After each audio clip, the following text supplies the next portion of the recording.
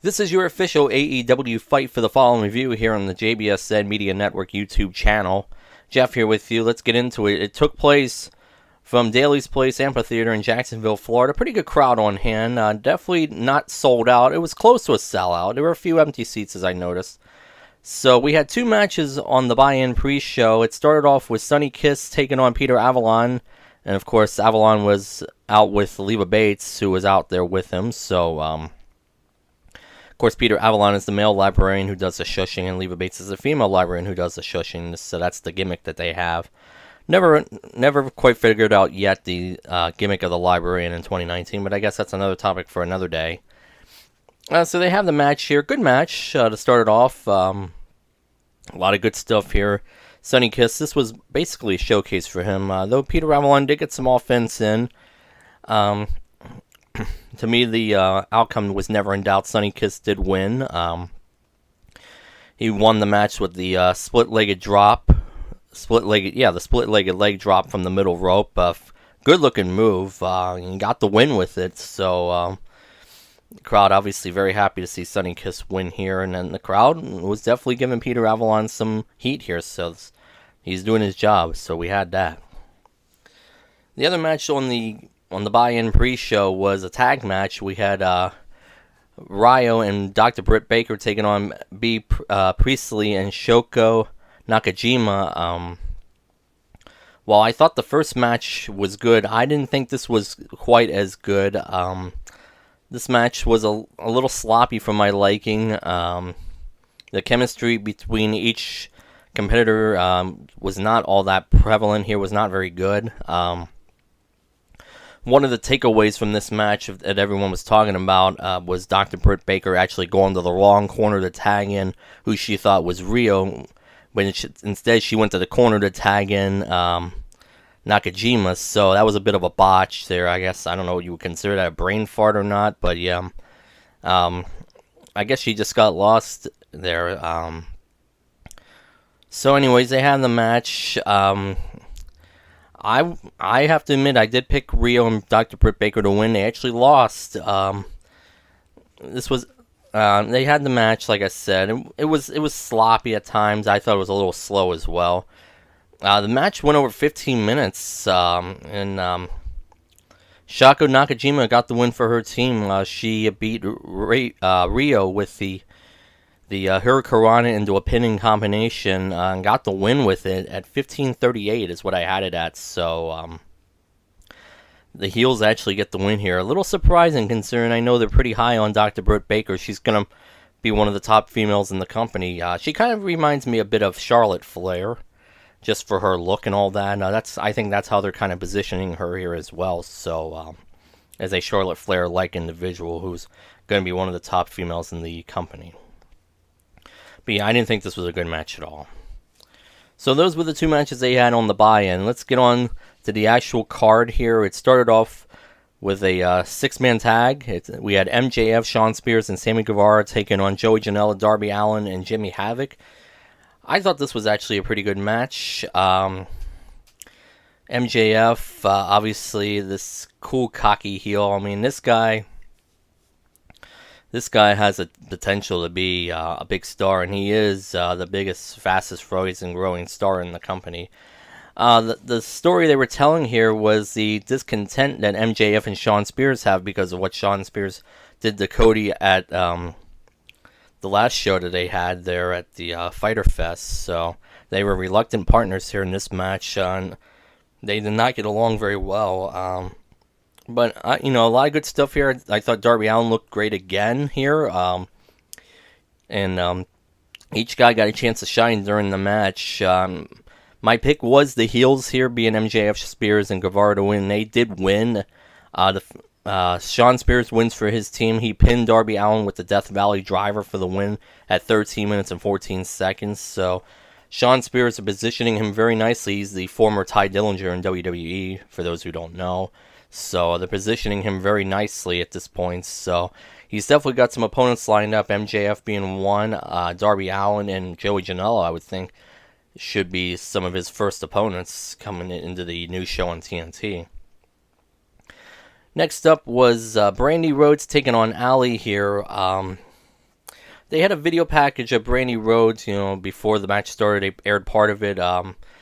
Really perceived her as being a babyface, her struggles of not being able to do stuff when it mattered the most, and she was talking about that. This video package was supposed to make her look like a big baby face, but of course when she comes out here, she just does a complete 180 here. We see Awesome Kong. Awesome Kong makes an appearance here, and she appears in Brandy's corner. She doesn't really get involved too much, though the intimidation factor was certainly there. She does get involved a little bit towards the end here. My pick was Allie. I wanted to see how this match would be booked. Brandy being one of the people involved with the creative direction of the company. I wanted to see if she would do the job here for Allie, but sure enough, she did not. This match, I didn't think was very good either. Again, I thought it was kind of slow and sloppy and all that. Brandy, I don't know what it was. I didn't think she looked all that great here. Allie did everything she could, but Brandy does win the match. The finish was set up by Awesome Kong distracting Allie, and that let Brandy being able to hit the spear for the win. Of course, it was a super spear, considering I guess she's got a plate in her collarbones, so kind of we had that. So Brandy does get the win here, and eventually after the match, Aja Kong showed up and actually did a stare down with Awesome Kong, so that was kind of a cool visual, maybe something they're setting up in the future. But yeah, Brandy Rhodes gets the win.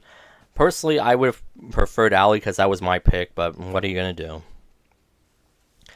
Next up was a triple threat tag match, and the winner would advance to All Out for an opportunity at a first round bye in the AEW World Tag Team Title Tournament. We had the Dark Order taking on Jack Evans and Angelico, and then we had Jungle Boy and Luchasaurus. Jungle Boy and Luchasaurus were my picks, and they looked great here. I should mention the Brandy Allie match. That match went 10 minutes and 16 seconds, according to my watch. This match, they gave this match plenty of time as well. Went a little bit over 15 minutes. I had it at 15 minutes and 10 seconds. Good stuff here from everyone. Everyone got a chance to shine here, especially Jungle Boy and Luchasaurus. They were really the stars of this match. They were my pick to win. Unfortunately, they didn't win. The Dark Order does go on to win, and Uno of the Dark Order wins for his team. He pinned Jungle Boy after the Dark Order hit this combination, kind of like a Widow's Peak and a Blockbuster Slam move off the top rope. That's kind of how I would describe it. And it was enough to pin Jungle Boy for the win. But Jungle Boy and Luchasaurus were definitely the stars of this match. And I definitely see big things for them in the future. So we had that. So Dark Order advances to All Out for that opportunity at the first round bye. Next, we had Adam Hangman Page taking on Kip Sabian here. This I thought was, I thought it was okay. I thought this was a decent match. I heard people saying it wasn't such a great match. I thought it was kind of okay. The story of the match was Page selling the knee injury. Sabian was working on that. I thought these two told a pretty good story overall. Adam Hangman Page was my pick, and he does go on the win, of course, because, again, he's challenging Jericho for the title at All Out at the end of August, so you got to keep him looking strong here, and he does win. This match went 19 minutes and 6 seconds, according to my watch. Page won with the Hangman's driver at the end here, and he got the win on Sabian. Sabian came very close a few times, but just couldn't get it done, and Adam Hangman Page won. After the match, Chris Jericho, dressed up as one of the Dark Order, came out and attacked Page. And of course, he was wearing a mask, so he revealed himself to be Jericho. And we would see Jericho in a little while, which we'll talk about when we get there. Next up was Frankie Kazarian and Scorpio Sky taking on Pentagon and Rey Fenix. I thought this was an outstanding match. Again, these four told a great story. Lots of good stuff here. My pick was Pentagon and Rey Fenix to win, and they do win the match, so the right outcome here. Pentagon won for his team. He pinned Scorpio Sky after hitting the package power driver on him for the win. This match went roughly right about 15 minutes. I had 14:59 for the win, so you keep Pentagon and Rey Fenix looking strong here. After the match, they cut a promo. They actually bring a ladder into the ring and actually climb up the ladder and call out the Young Bucks and challenging them to a ladder match. I assume that it's going to be for the All Out show. We'll have to wait and see. And I'm guessing because it's a ladder match, there's going to be titles on the line. I assume it's going to be for the AAA tag team titles. So, yeah, that's just something we can be looking forward to. But yeah, I like what I saw there. That was actually a pretty good match. Next up, we had Kenny Omega taking on CIMA. This was an outstanding match as well. Just some very good stuff here.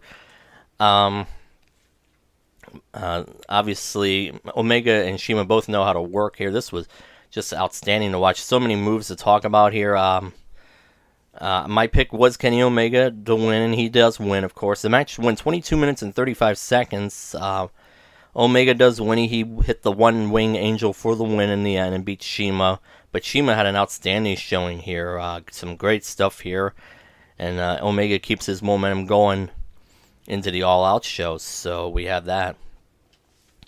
Now we saw Chris Jericho come back out after attacking Adam Page earlier. He comes out and he has the live mic, so this was going to be his chance to cut a promo unscripted.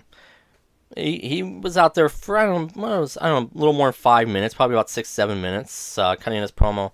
One of the big draws for this event was Jericho having this live mic, because you didn't know what he was going to say. What's he going to say? Is he going to go over the top? Is he going to be outrageous? Is he going to say some wild stuff? Is he going to take shots at WWE? No. He really doesn't do anything like that here.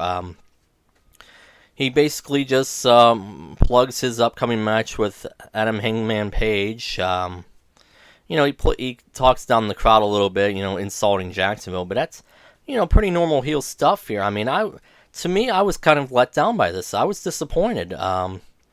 I was really expecting a lot more. Maybe it was just me. I seen other people thinking this was pretty good. I was expecting a lot more from Jericho here, to be honest with you. So to me, this was one of the big features for this show, was to hear what Jericho has to say. And of course, he's still waiting for that thank you, but apparently he's kind of moving on for that. Even though the fans thanked him, he didn't want to hear from the fans. He wanted to hear from the powers to be. So, yeah, to me, I was kind of let down by this a little bit. So we had that. And then finally, in your main event, we had the Rhodes brothers, Cody Rhodes and Dustin Rhodes. They took on the Young Bucks. Of course, this was the longest match of the night. My thinking to this match was I thought for sure that one of the Rhodes brothers was going to turn on the other. I thought for sure they would do a deal where Dustin was going to turn on Cody here. But there was no such thing here. It didn't happen. They actually coexist pretty well here. Dustin Rhodes looked great here. He actually hit a senton at one point, and he did that off the apron. I mean, he was looking great here. Cody obviously doing great stuff as well. The Young Bucks. This was supposed to be friendly competition as they described it, but got a little heated after, I think it was Matt Jackson slapped Cody, and then all the fun kind of stopped, and then they just went to work here. But this match went 31 minutes and 28 seconds. I thought this match kind of dragged a little bit as well. It didn't really need to go that long, but it did. In the end, my pick was the Young Bucks to win, and they do win, actually. So I had that one right. Matt Jackson pinned Cody, actually. So Cody actually takes the pinfall loss here. They won with the Meltzer driver. Matt Jackson got the pin on Cody to win the match. So that's what we had there. And then afterwards, they had the presentation in the ring. They were all cutting promos. The Young Bucks were cutting promo, saying that Cody and Dustin are the greatest tag teams, or one of the greatest tag teams they face. And then they were going to do some more, but I guess time was running short. So they did this check presentation. Part of the money that was done for tickets was actually going to go to help those that were affected with gun violence in Jacksonville. They had a check presentation. They did $150,000. Outstanding stuff. So that's wonderful stuff. And then, of course, the money line to finish off. I know Cody went on to say that if they didn't know if they were on the air, believe me, they knew that they were on the air. I think they were just doing that for visual effect. And I think people were playing that up more than they should. So, anyways, the money line was that you can't counter-program us.